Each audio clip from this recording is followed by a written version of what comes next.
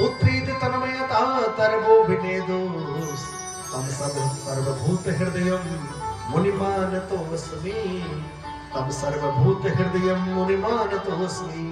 श्री सुखदेव जी को वंदन किया गया है। सुखदेव जी कौन? जिन्होंने जन्म लेते ही तीनों देवताओं का दर्शन कर लिया।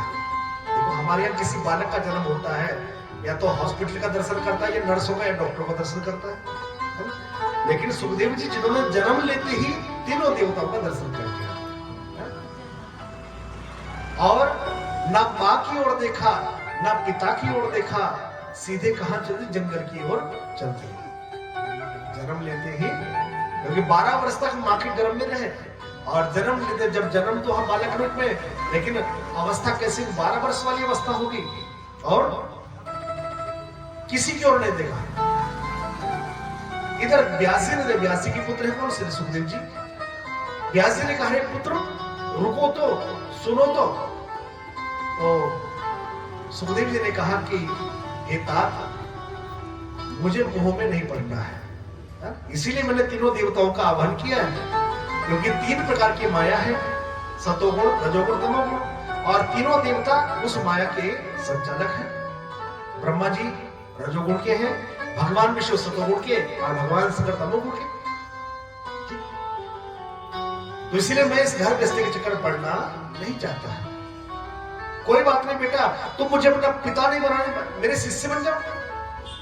तो चलते चलते सुखदेव जी ने कहा, देखो देखा नहीं है, मुड़ के नहीं देखा, केवल बोलते जा रहे हैं, हे तात, मोह तो फिर मोह है, चाहे वो पिता पुत्र का मोह हो, चाहे वो गुरु शिष्य का मोह हो, है ना? मोह तो मोह है। और वही परम बेतरागी श्री सुखदेव जी महाराज, जिन्होंने जंगल में जाकर के तपस्या की है और अंत में अपने पिता से भागवत जी की शिक्षा ग्रहण करके और इस भागवत को परीक्षित को श्रवण कराया है और परीक्षित के माध्यम से कथा हम सब तक पहुंची है। तो सुखदेव जी को वंदन किया गया है। तम सर्वभूत हृदयम मुनि मानतोस्मि। बोले सुखदेव जी महाराज की। तीसरा श्लोक, वहां से कथा की शुरुआत होती है और नैमिषारण्य क्षेत्र से कथा की शुरुआत होती है। नैमिषारण्य पड़ता है, लखनऊ से पहले पड़ता सीतापुर जिला, और सीतापुर से लगभग 40 किलोमीटर दूर है नैमिषारण्य, जहां पर चक्र तीर्थ विद्यमान है। चक्र तीर्थ अर्थात गोमती नदी और उसके बीच में पड़ा हुआ चक्र, इसे चक्र तीर्थ भी कहते हैं, क्योंकि यही वो स्थान है जहां पर ब्रह्मा जी के मन से निकला हुआ मनोमय चक्र गिरा था। एक बार सभी ऋषि ब्रह्मा जी के पास पहुंचे, कहा जाके ब्रह्मा जी से कि ब्रह्मदेव, आप हमें कोई ऐसा स्थान बताओ जहां हम बैठ के भगवान की साधना कर सके, तपस्या कर सके, भगवान का भजन कर सके। देखो स्थान की विशेष महिमा होती है, ध्यान रखना, भजन के लिए स्थान की महिमा होती है, हर स्थान भजन के लिए नहीं होता उपयुक्त। तो जब सभी ऋषियों ने प्रार्थना करी तो ब्रह्मा जी के हृदय से चक्र निकला और कहा कि ऋषियों, आप इस चक्र के पीछे जाओ, जहां इसकी गति समाप्त हो जाए, इसकी नेमी समाप्त हो जाए, वही स्थान आपके लिए उपयुक्त रहेगा।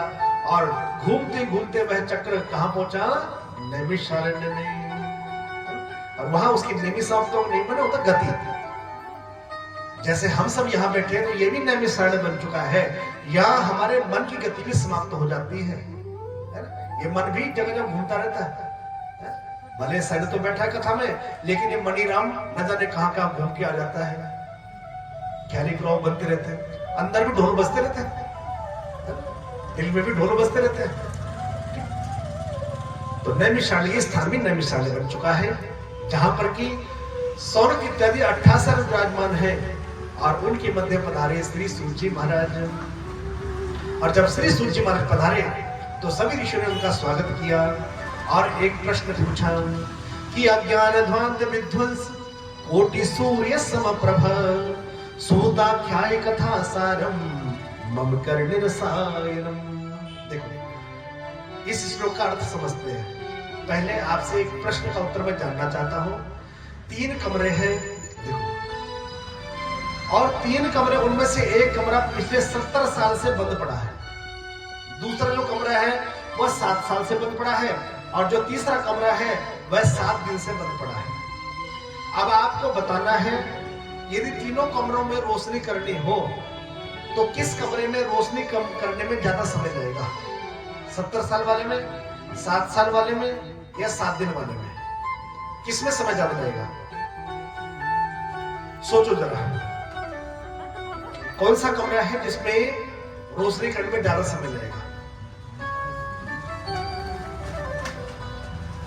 सोचो, बता दो, कोई तो बता दो, किसमें लगेगा ज्यादा समय? बोलो। 70 साल वाले में या 7 साल वाले में? विमला दीदी बता दो।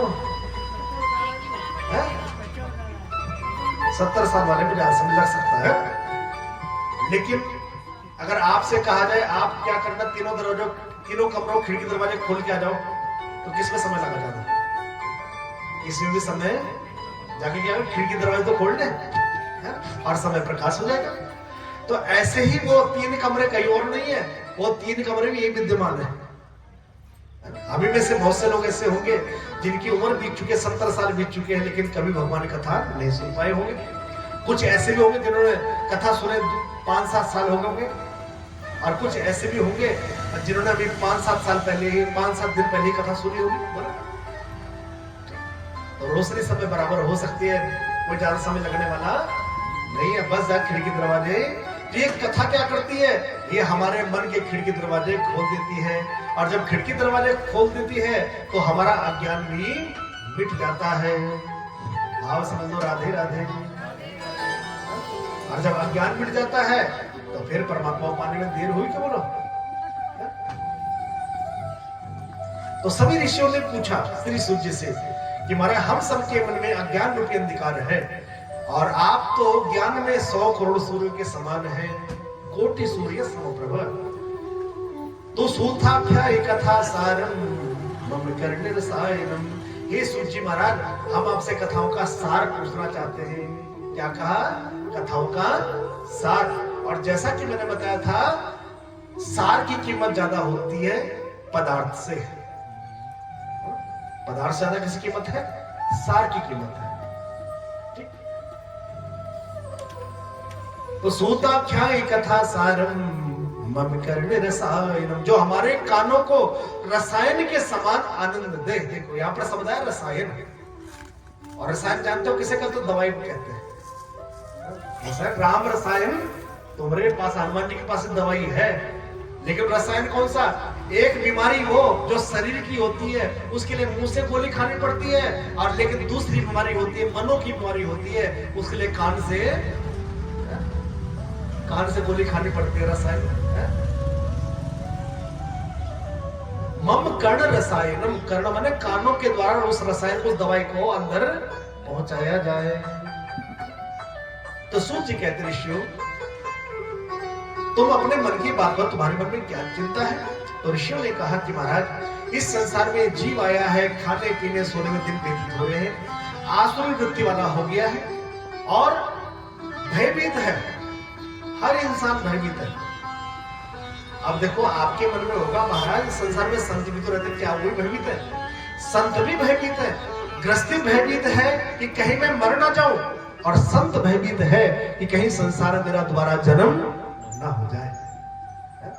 भयभीत दोनों है, संत भी है और गृहस्थी भी है। इस भय को छुड़ाने का कोई साधन महाराज?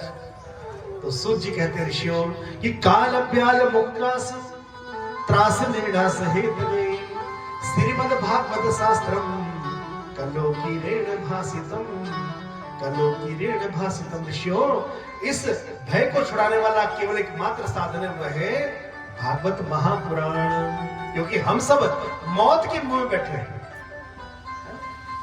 न जाने कब मौत हमें अपने आगोश में खींच ले। तो गारंटी है क्या? पल भर का भरोसा नहीं है। कथा सुनते सुनते कि आपने हिल उड़ गया, या कथा बोलते बोलते, अभी घटना में सुनी होगी भाव वाला की, ये पिछले साल 2022 की घटना है। व्यास जी कथा में बैठे और जैसे ही कथा विराम हुई